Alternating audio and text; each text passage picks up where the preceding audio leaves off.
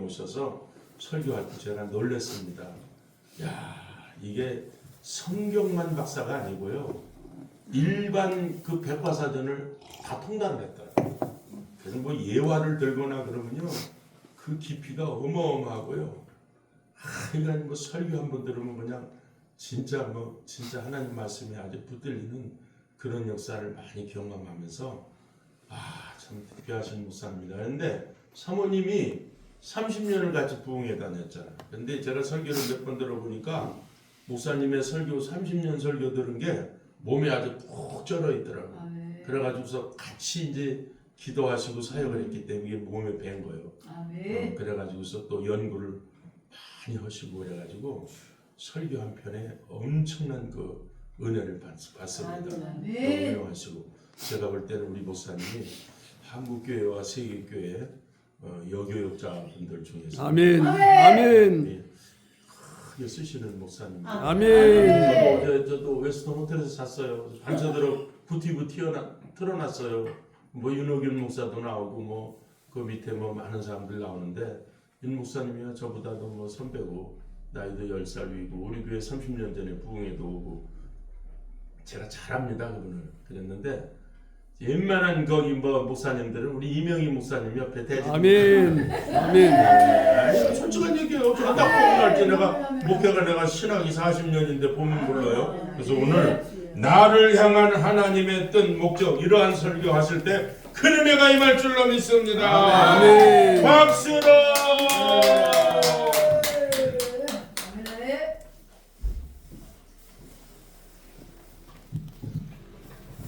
할렐루야. 우리 목사님은 칭찬의 달인이십니다. 네. 칭찬의 달인이시라. 네. 사람 기 살려주는 데는 최고. 너무나 부족한 종을 그렇게 세상에 그렇게 광고를 하시면 되겠어요, 목사님. 고맙습니다. 일단은 이들을 주님 쓰시려고 내 이름 불러주시니 이 여기는 되지 못하고 된 줄 알다가 쓰러진 이 몸은 빈손 들고 십자가 앞에 무릎 꿇어 싸우니 오늘 주님 이 마음에 좌정하여 주소서. 더럽고 추한 그릇이 깨끗함을 입어서 성전에 기물이 되니 이 여인은 세상을 따라 방황하다가 실패한 이 몸은 두 손 들고 주님으로 못자국을 만지니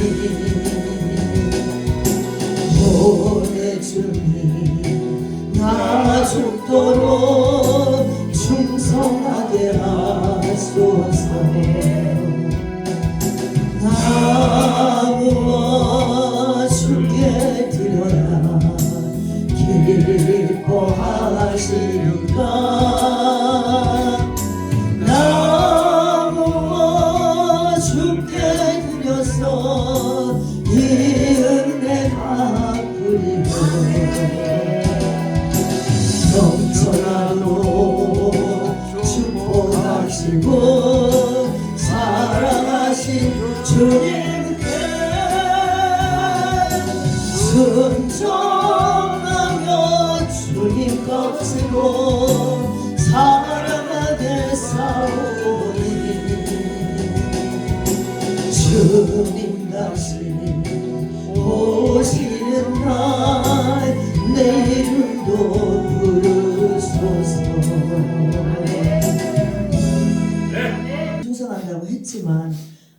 마지막 날에 주님 오시는 날 내 이름이 불려지지 않으면 나는 어떻게 할 것인가. 이런 이 찬양의 가사에 굉장히 두렵고 떨리는 마음으로 단에 서게 됩니다.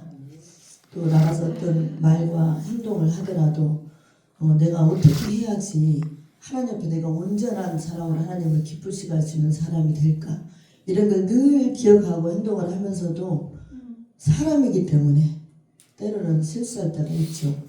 그래서 늘 하나님의 면전의식을 가지고 살아야 된다는 생각을 가지고 살고 있습니다만은 실수가 있어도 여러분들이 이해하실 줄로 믿고, 그리고 위대한 약속교회는 목사님들이 계셔서, 옛날에 저희 목사님들 계신 데서 설교하는 게 제일 좋대요. 왜냐하면 다 잘 알아들으시니까 제일 편하고 좋으시대요. 근데 저는 목사님들 계시니까 주눅 들려 죽겠어. 주눅 들려. 맨날 목사님들에서 목사님들 계신데 설교하는 게 나는 제일 편하다. 엉뚱한 설교도 다 알아서 알아들으신대.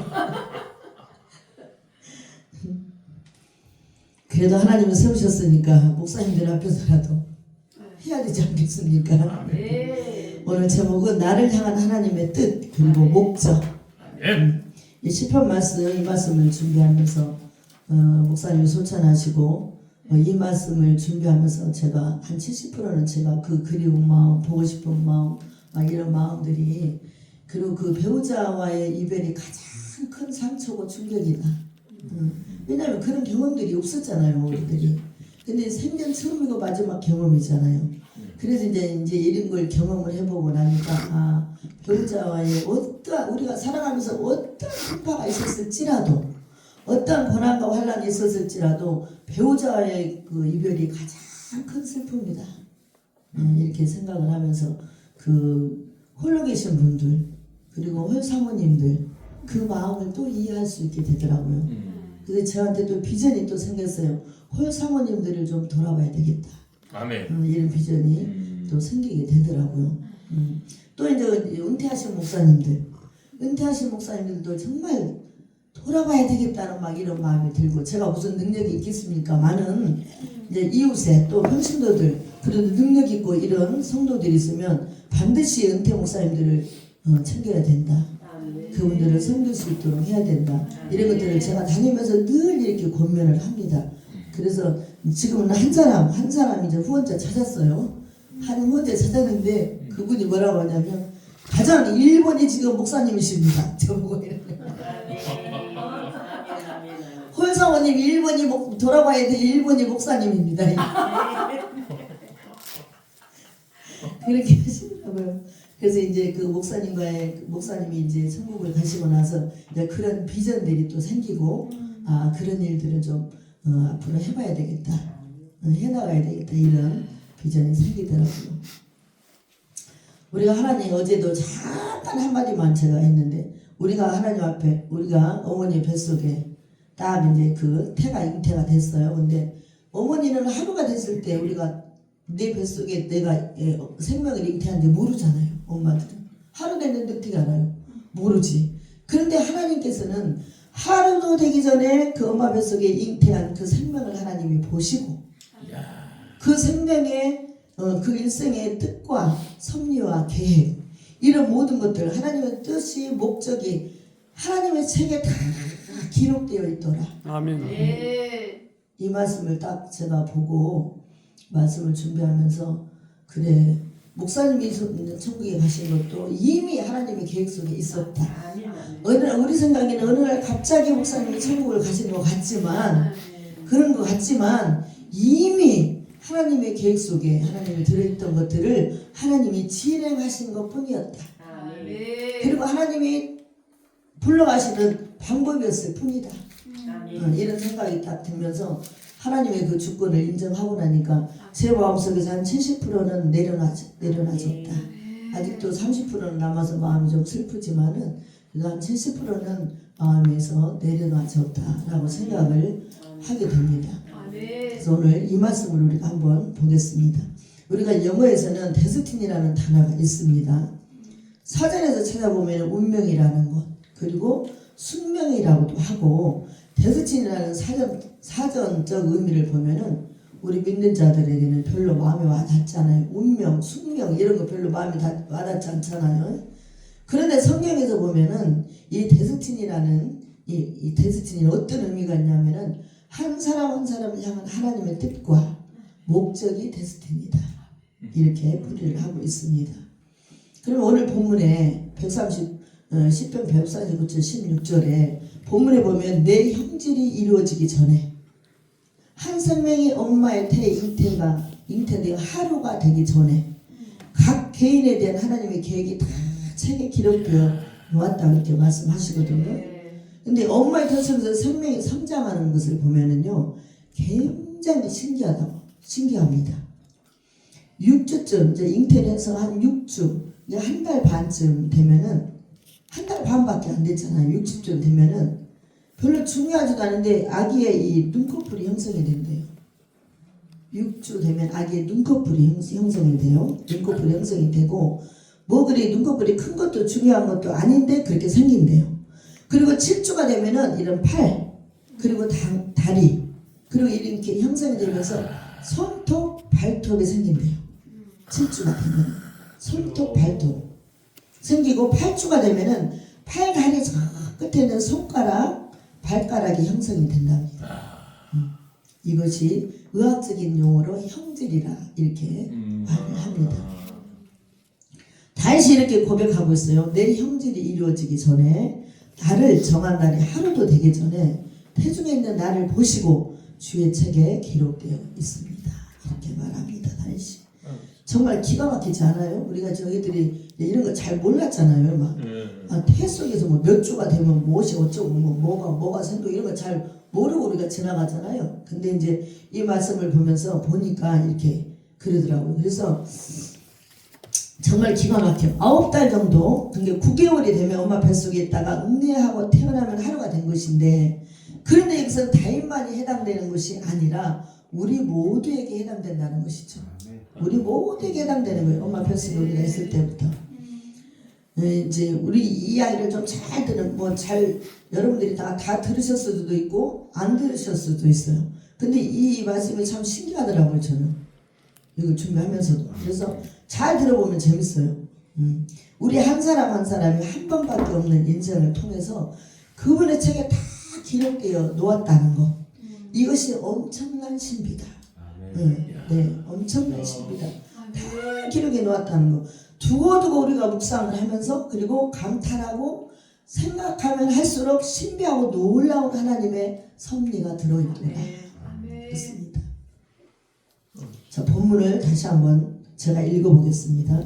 시편 139편 16절. 여러분들이 막 사진과 하면 번거로우니까 내 형질이 이루어지기 전에 주의 눈이 보셨으며 나를 위하여 정한 날이 하루도 되기 전에 주의 책에 다 기록이 되어 있더라. 다윗이 시인 그 감정으로 시를 많이 쓰신 분이 있잖아요. 저는 시를 많이 쓴 사람인데 다윗이 시인 감성으로 나온 것이 아니고 이런 말들이 감성으로 나온 것이 아니고 그냥 노래한 것도 아니고 다윗의 삶 속에서도 실제로 나의 삶 속에서도 실제구나 믿으시기 바랍니다. 이 세상에서도 이것이 실제구나 하고 우리가 아주 강렬하게 믿으시기를 주의 이름으로 축원합니다. 믿어도 될 만한 믿어도 될 말씀 성경 말씀이니까 우리가 인생을 살면서 1년, 2년 그리고 한 해 한 해 살면서 우리가 성장해 가고 그러다가 나이가 먹고 늙어가고 우리 인생을 살면서 본능적으로 나는 성공적인 인생을 살았으면 좋겠다. 이런 것들이 우리 기본적인 마음을 가지고 있잖아요. 나도 성공한 삶을 살고 싶다. 누구라도. 그런데 성공한 삶이 과연 무엇이냐. 그런데 우리가 이제 세상에서는 출세하고 막 높은 지위에 올라가고 그리고 건강하고 모든 일이 형통하고 막 이런 것들이 성공이라고 할 수 있습니다. 그러나 우리 성경에서 말씀하시는 우리의 성공은 사뭇 다르죠. 우리 믿는 자들의 성공은 사뭇 다르단 말이에요. 그러면 우리가 무엇이 우리가 성공이라고 말할 수 있을까? 예수님은 33년의 생애로 마감을 하셨죠. 근데 예수님께서 십자가에서 다 못 밖으로 돌아가시기 전에 큰 소리로 외쳤던 말씀이 있어요. 헬라어는 테텔레스타 이렇게 부르짖어서 이 말은 무슨 말이냐? 다 이루었다. 다 이루었다. 아멘. 그분의 생애 가운데 삶의 마지막은 십자가에서 비참하게 그렇게 조롱을 받고 그리고 고통을 당하고 마쳤지만은 하나님께서 생애 첫날부터 기록된 모든 계획된 그런 예언을 한 단계 한 단계 문자 그대로 이루어가면서 성취하셨다는 것입니다. 성취는 예수님 편에서는 조롱이고 비참하게 조롱받고 고통받고 했지만은 예수님의 그 계획 그 목적이 한 단계 한 단계 다 이루어 가신 거래. 그러니까 우리 일생도 마찬가지잖아요. 마찬가지잖아요. 우리 일생도 우리가 나는 왜 내 삶이 이렇게 공고하냐 살아가다 보면 사실 뭐 긴 인생도 아니에요. 아멘. 80년, 70년, 80년 네. 지금 뭐 수명이 길어져서 뭐 90년도 그때니 살고 저희 엄마도 96세인데 정말 건강하게 사시거든요. 나를 향하신 그냥 우리도 말고 너도 말고 나를 향하신 하나님의 계획을 어떻게 이룰 것인가. 그러면 우리는 어떻게 이룰 것인가. 그런데요 내가 어떻게 이걸 살아가고 내가 이루고 살지 이렇게 고민할 때도 있는데요 여러분 간단합니다. 아멘. 성경에서는 간단해. 정말 간단해요. 왜냐하면 이 139편 16절을 6절을 보면서 139편 6절을 보면서 우리가 이 구절을 가지고 계속 기도를 하면서 지금 우리 본문 말씀이에요. 계속 기도를 하면서 체험하게 해주세요 하나님. 아멘. 이런 것들을 체험하게 해주세요. 아멘. 계속 기도하고 그리고 실제로 그걸 믿고 아멘. 하나님께서 나를 향한 모든 계획이 다 책에 기록되어 있다라는 말씀을 늘 기억하고 하나님 그런 것들을 제가 체험하게 해주세요. 그리고 늘 하나님 앞에 기도할 때 그대로 이루어져 가는 것을 볼 수가 있다는 것이죠. 머릿속으로 이해가 가는 것은 좀 부족하지만 그걸 실제로 우리가 믿어야 된다. 아멘. 그 다음에 두 번째는 매일매일 순종하면서 따라가면 되는 것입니다. 아멘. 아멘. 아멘. 하나님의 계획대로 하나님 저를 아멘. 이끌어 가세요. 기도하면서 실제로 기도하면서 아멘. 하나님께서 감동을 주시고 지시하시고 우리에게 그런 그 마음을 하나님께서 감동을 주시는 대로 하나님께서 명령하신 대로 우리는 따라서 순종하면서 따라가면 되는 것이다. 그 말이죠. 네. 무서워 죽겠어. 아주 다 길어가고 계시잖아. 저는 아까 저 두 분 때문에 그냥 무서워 죽겠다고 아멘고사라고 했거든요. 뭐 한 말씀만 틀리기만 해봐라. 막. 이렇게 하고 막 다 길어가고 있어. 근데 이제 우리 장로님이 또 계셔. 네. 우리 장로님들 어찌나 잘 길어가고 계시는지 아주. 놓고. 그래가지고 무서워 죽겠어 아주. 아멘고사들 때문에.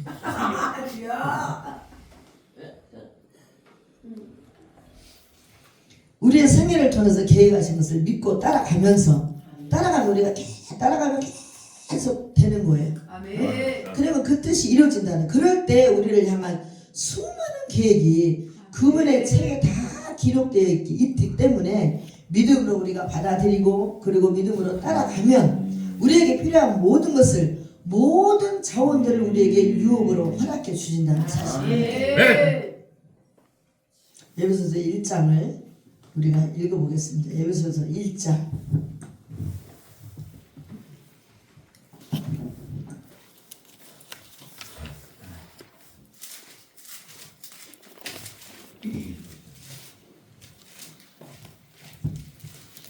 1절 3절까지 읽어보겠습니다. 시작.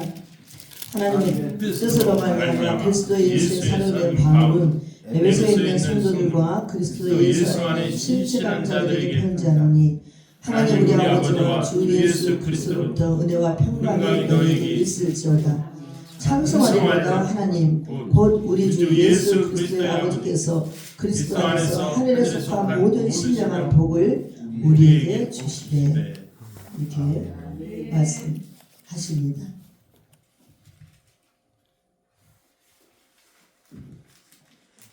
3절에 찬송하리로다. 그리고 3절 뒷부분에서는 우리에게 하늘에 속한 모든 신령한 복을 일부분만 주신 것이 아니라